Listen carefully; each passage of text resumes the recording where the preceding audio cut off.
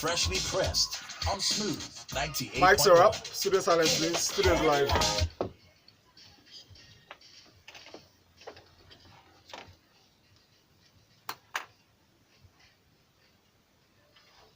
Good morning, Lagos, and thank you very much for joining us this morning on Freshly Pressed 981. It is 7:30, time for us to go into a detailed analysis of our newspaper stories this morning. And joining us to do justice to these stories, we have Funmi Odude in the studio this morning. Good morning, Funmi. Good morning. Thank you for joining us. And of course, Ugo Dre. He's at Ugo Dre of Nairametrics. Good morning, Ugo. Good morning, sir. How are you doing? Very well, thank you. Lagos, join the conversation by sending us messages on WhatsApp. Send us a message on WhatsApp 0809 444 0981. I'll take that again 0809 444 0981. You can also send messages through Twitter. Our Twitter handle is at smooth981fm. Use that hashtag freshlypressed981.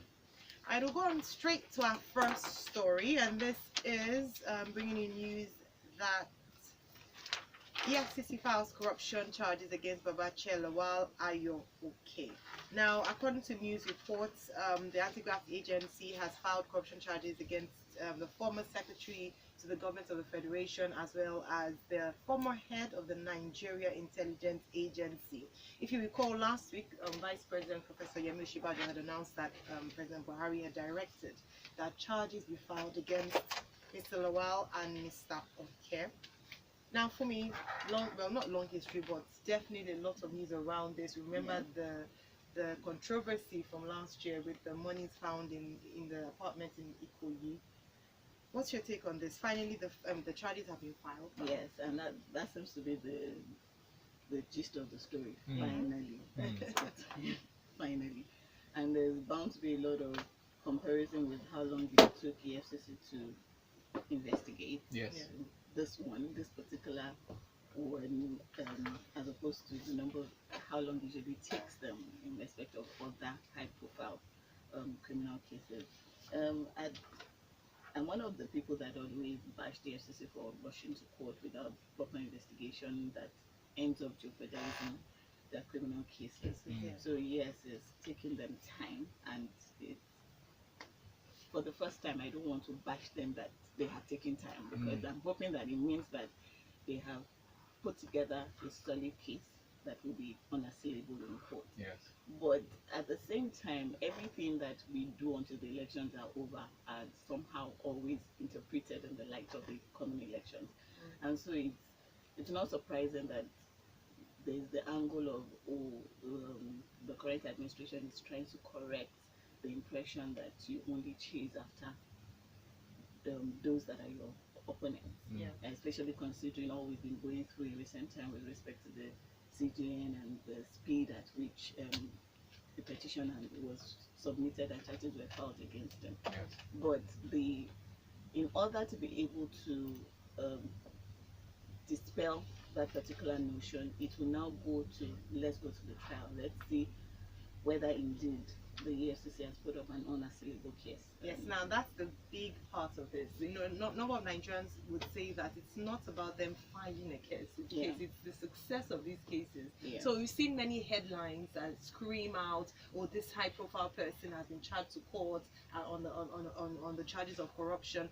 As with our next story, I would like to bring this into our second story, because just in the same way, the alleged 450 million naira fraud against the Taraba APC governorship candidate and former acting governor has been dismissed by the court, and it says that it lacks merit. Now, just going back to what you said for me with regards to them rushing the cases and not having enough evidence, and then the case lacking merit. Just to refresh our memories, the Sunny Danladi was accused of collecting the sum of 450 million naira from the former National Security Advisor, Colonel Sambo Dasuki, to prosecute the 2015 election in the state under the former President Goodluck Jonathan administration.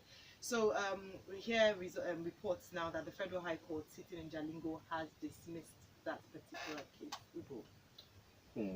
There are multiple angles to the story, and it's kind of bizarre in a way. So we've always accused, or we've always, bothered the EFCC for orchestrating a lot of media trials. So a lot of times they seem to, bask in euphoria of just announcing that they've arrested someone and blah blah blah blah. You have all this media trial as if there's something tangible that's going to come out of it. And Nigerians are always saying, look, you end up with media trials, and at the end of the day, nobody gets, jailed, right? So in this particular story, some money were refunded. So people were like, okay, looks like EFCC has a good case on its hands and might just win this one. Yeah. And then now we're hearing that the judge says that they could not, the defendants could not be substantiated with evidence.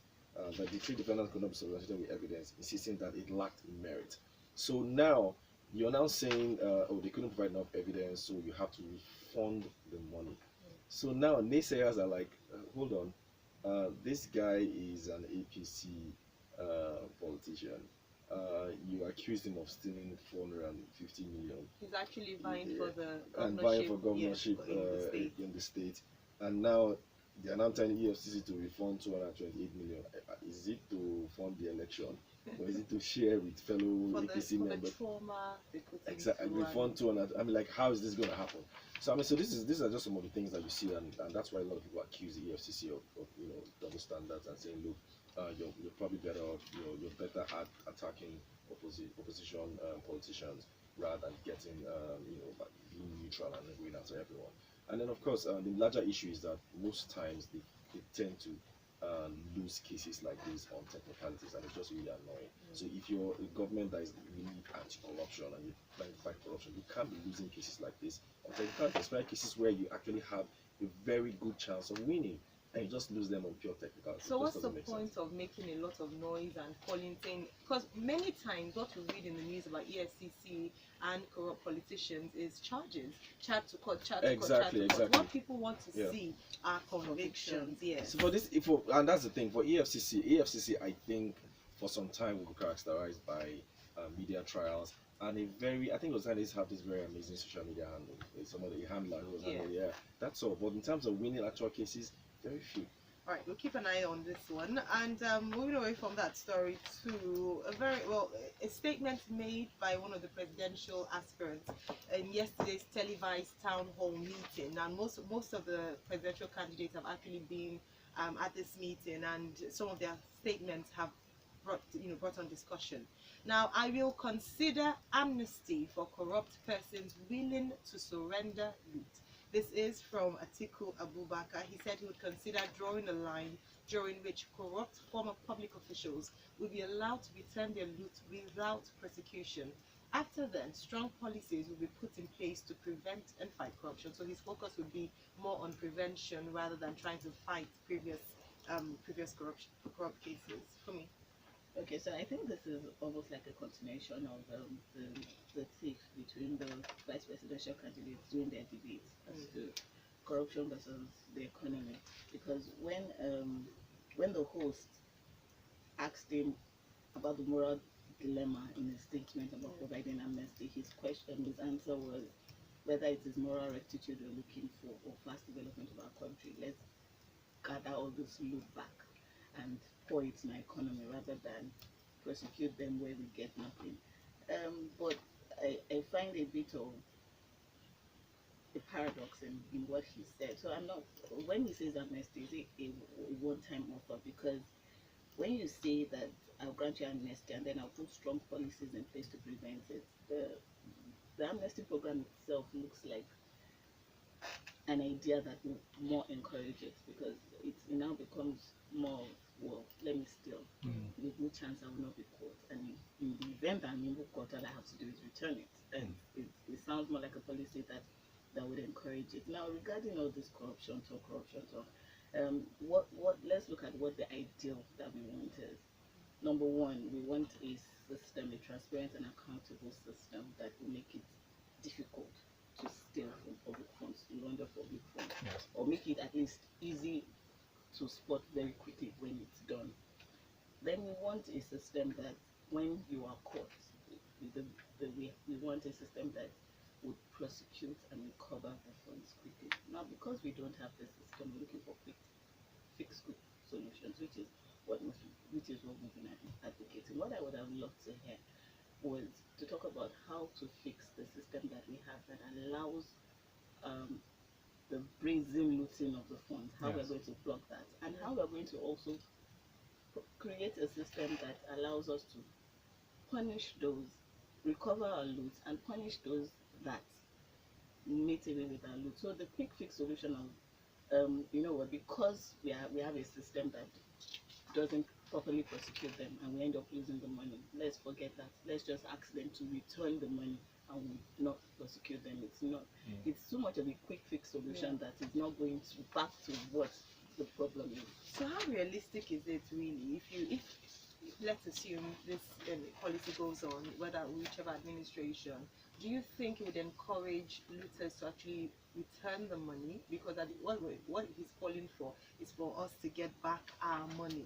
Or do you think that people would be bold enough to come out, or would they be willing enough to release the money that they have stolen with so much passion and energy? You know, put into Well, that's another. We're talking about how the success rate of it, for as it is currently under the system that we have. Yeah. We have people that, well, like the term I use, are brazen enough to do it because they know that the prosecution will take forever.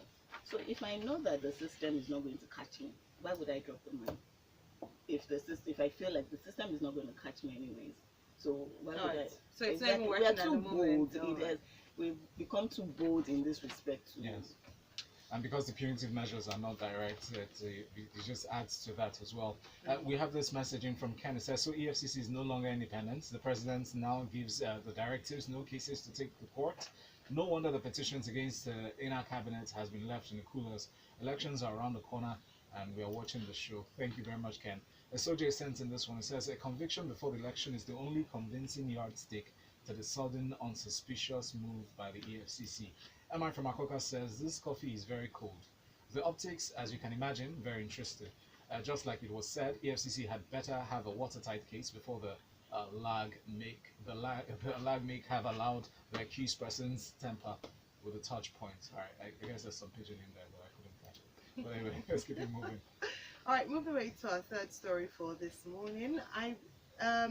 Fourth story actually. Federal government urges states to key into open defecation free roadmap.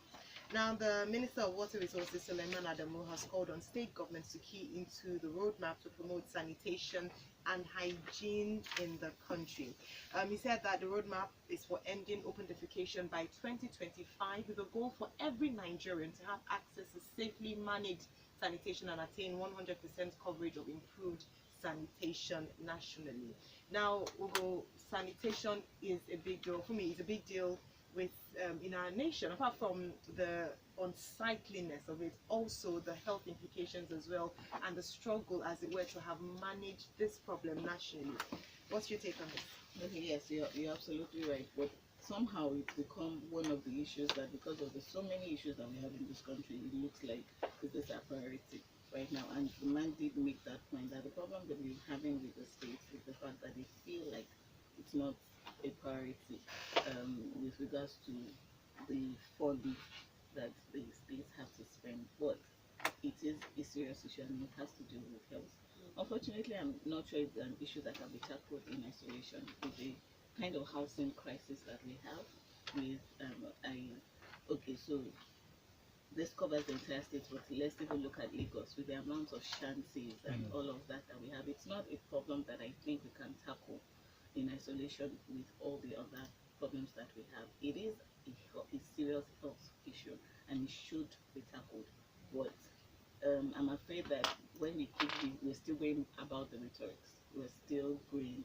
When you look at what he says that they want to do, it says, first of all, says Nigeria cannot continue to do things with a bureaucratic mentality. It's time to think outside the box as to how this will be achieved. So what are the plans? It says the federal government is already partnering with Nigerian Governors Forum and the wife of the president to advocate and champion open defecation campaigns, and that they're looking to regulate and promote water quality. So I still see a lot of this rhetoric. We're going to. There's still no creative thinking. There's no actual plan. And then I recall a few years back there was this popular mobile toilets that were very popular in Lagos, and that has somehow disappeared. Yes. So when we're talking about creative, practical ideas, it's things like that. There are too many people There's that simple don't things, have really. housing, Yeah. and there's no other way for them to defecate until we go to the practical realities. It's really, no matter how much campaign that you do, a man that does not have a house has to defecate somewhere. It's not about, he doesn't want to. It's a lack of choice. So we have to go to the practical issues of, if there's no mobile toilets, this man has to do it somewhere. Unfortunately, it's giving rise to more problems. We have the prevalent case of Lassa fever now that's existing in over 9 states, including Lagos. And Yes. you find people around Echo Bridge area practicing open defecation. It's a Yeah, major so issue. Lagos Island, in Everywhere. every part of Lagos. So to be until we fair. create public toilets, it's going to be an issue. All right.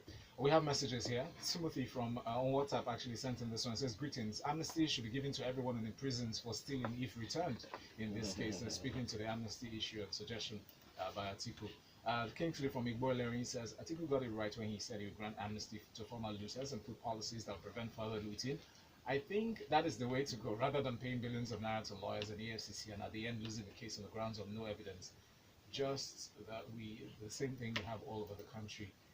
All right, so let's move on to this next story from Punch newspaper. Lagos tanker explosion claims 2 lives, property destroyed. So this happened yesterday, according to this story, around the Ojo area of Lagos. It resulted in the death of 2 persons, happened to be the driver and the other passenger in a car that was apparently, according to reports, carrying smuggled fish. And it said the sparks from the exhaust pipe, caused the fire that started from a tanker that fell over and spilled its contents. But let's go through the details of this very troubling story. So Valentine, we are currently at the mercy of a lot of things in Lagos. I think in Nigeria generally. Yeah. So every day you go out, right? You leave your house in the morning, going to work or going for whatever it is you want to do. You're not sure you're going to get home. I mean, you just can't be too sure because there's just so many things that is ahead of you. Should I say threats? So you're going to work. There's tanker drivers. There's containers. There's bad road. It's a huge pothole out there. There's probably a crazy policeman out there who's probably upset with someone and carrying his own rifle. Can I add a lack of light at night? There's no light. So there's just several things, and you're driving to work, and you don't know what you might just face. So this is happening one too many. I think it's beginning to be like maybe once a quarter, despite one tanker and the other falling down. And then typically what you hear was it would probably be a container falling from a bridge, falling on cars and then killing people. That has happened. Yeah, that's been happening. But now what is becoming more insistent is tankers filled with fuel falling off the road and then burning people. We saw the one that happened last year, terrible one that happened last year. So in this particular case, same scenario, somebody with a container parked, and the container was spoiled and parked on the road. So the tanker driver was trying to maneuver, of course, maneuvering off a bad road, and then now fell over, and then the tanker fell, and then the spill fell, and then the exhaust now sparked. Same kind of story. So just that this time around, the driver and I think some other person, I think the driver and the passenger, I think in another car, were the ones that got burnt. And in as much as we lost lives, but it wasn't as bad as you probably because these days I think last month the other agencies, they have a way of managing these things now. So when it falls, they just cut on roads and tell people to get out of their cars, because typically what happens is that when it falls, some people even start to scoop fuel, or people just start to watch and like what's going to happen, and then when it explodes, it basically just engulfs everyone around. So we're managing it better, but this larger situation or this larger problem is that how every day now we're probably just a tanker away from disaster. So, but a few worries come up from this story for me, Ugo. First, roadworthiness of vehicles. It's not a privilege. Once upon a time, 2 years ago, it wasn't that long. You see VIOs everywhere. You see them checking. What? Well, hold on. Before vehicle inspection officers. We know that they only inspect beautiful vehicles. So, it's speaking to a larger issue for vehicle worthiness, not just smaller vehicles, but those tankers as well, where they're coming from. Are there some measures put in place to check that they are eligible or strong enough to go on these roads and not cause problems? I do agree with you, Valentine, but who issues roadworthiness for the roads? How worthy are the roads themselves? That's one. I And then two, where do you want to start from? I mean, because I remember when this, do you recall, like, I think it was in Tinubu's era, when we had MOT, Yes. and we thought that they were getting things seriously. But you Mhm. know what? The mass transportation in Nigeria here is basically down for buses. And you know, 9 out of 10 of those down for buses are not roadworthy. Mm. So what do you want to do? Get all of them off the road. How people going to transport? And then a lot of all these containers you see are not roadworthy. But then that's what carries all the goods that we all buy.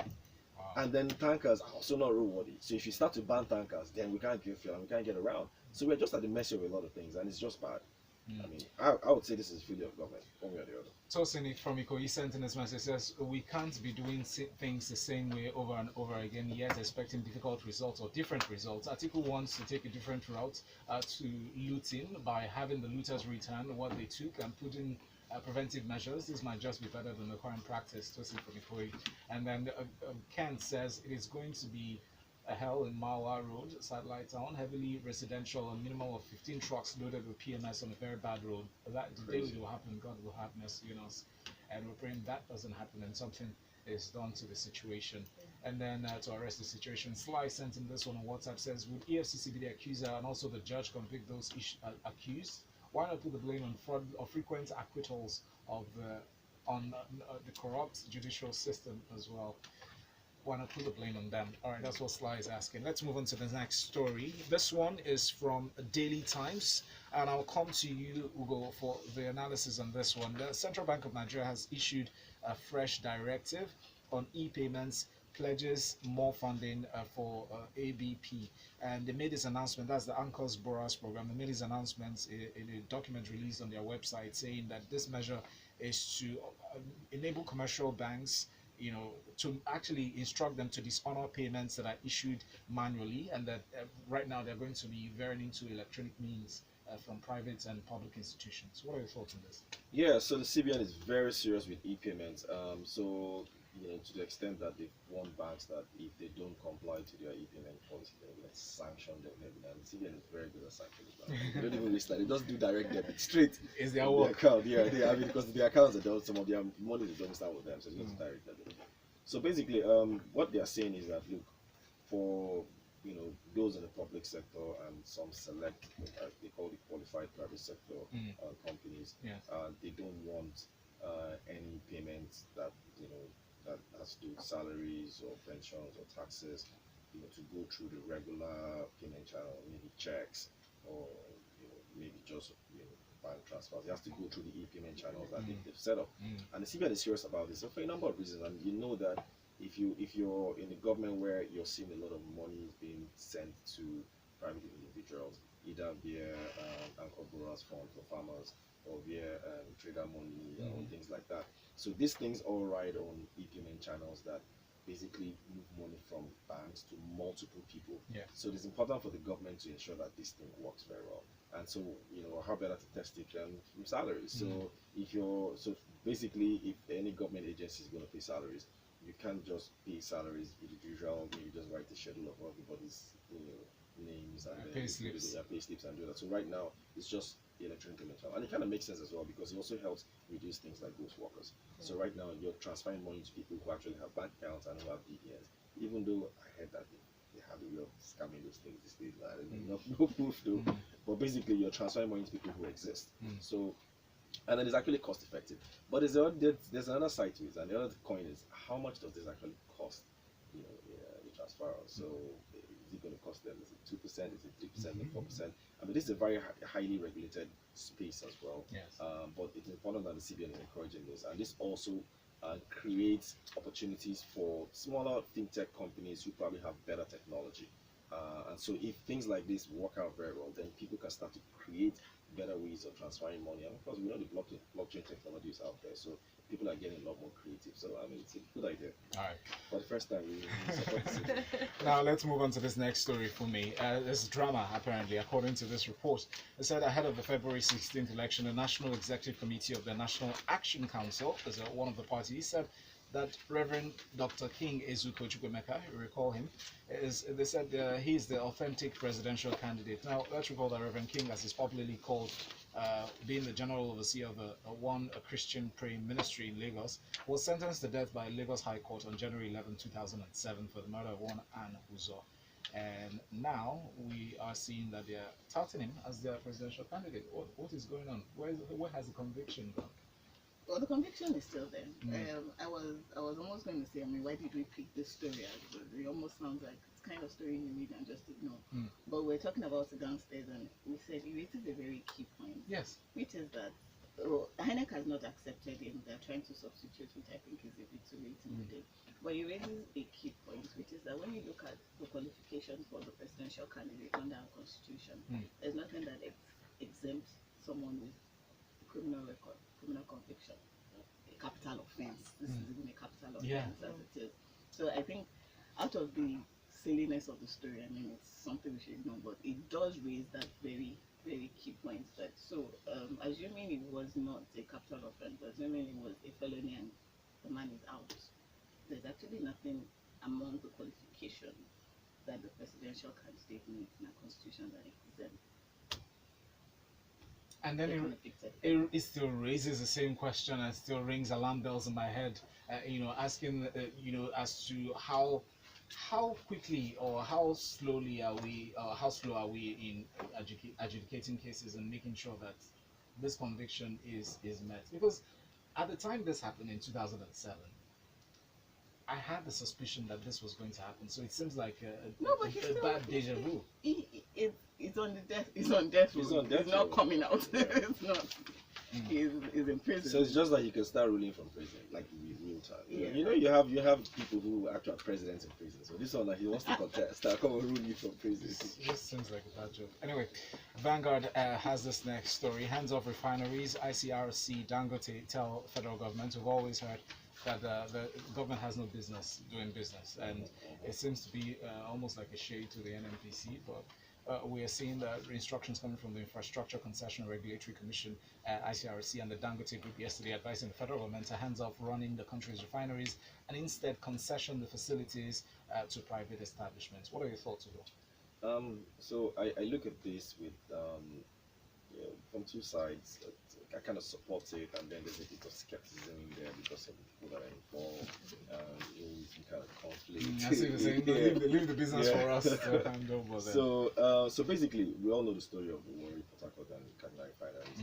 They have been moribund for years, not functional, pumping a lot of money in there, and we haven't been able to get anything out of it. So what Dangote them are saying is that, look, government, just leave this thing. I mean, why are you running it? You can't keep pumping money in here and just getting money out of it, which in a way it's true. But then you're better off giving it to private people to run for you. You don't have to privatize it, because I mean, if you privatize it, then you start to face labor related issues. Just concession it, okay, so that people who can run refinery would run the refineries very well. And it's actually strategic. So in a way, they're saying, look, Warri is strategically located.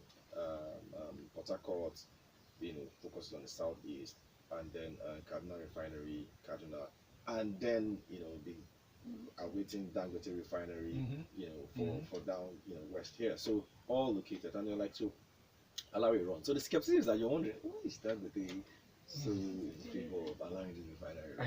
This guy is not. He's not one of those guys you just look at and just say, okay, you're making. But would making a good point. Do you think, Ugo? Do you think the federal government will concede to allowing private establishments take full ownership or running the activities of these refineries based on the fact that most of the revenue that funds a larger part of the budget comes from oil?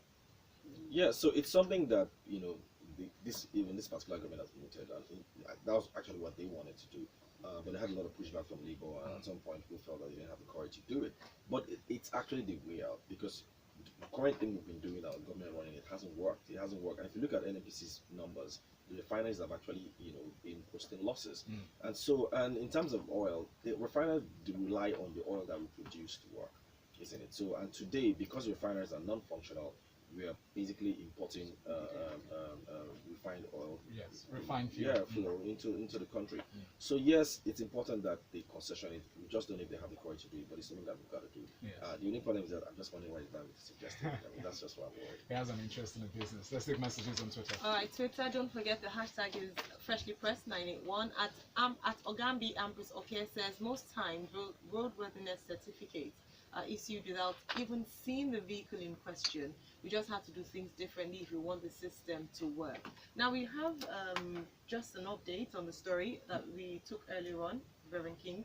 Oh, yes, I just wanted to correct something I said earlier about he being able to run. He actually can't. A person under a conviction of death, like he is. Yeah, capital offense. Yeah, no, a conviction of death or one involving fraud cannot actually run for the office of president. Surprise. I saw that. But anyway, Lagos, thank you so very much for your messages. Let's quickly take this last one from Chris from Festac. He says, the amnesty solution preferred by Atiku does not say people will not be prosecuted in Nigeria. It only says that there will be a brief window for people to return or they stole without prosecution. After the window, the opportunity to return the stolen money is lost. That is amnesty. That's the definition of amnesty. Yeah. You're going to provide a window for restitution. Anyway, Lagos, thank you so very much. And special thanks to our analysts. That's Ugo Dre and at Funmi Odude. Find them up on Twitter with those same handles at Ugo Dre and at Funmi Odude. Coming up next, we're expecting Shei and Vector in for the Grapevine 91 here on Smooth 98.1. The headlines, the stories, The news. Dangote being the one that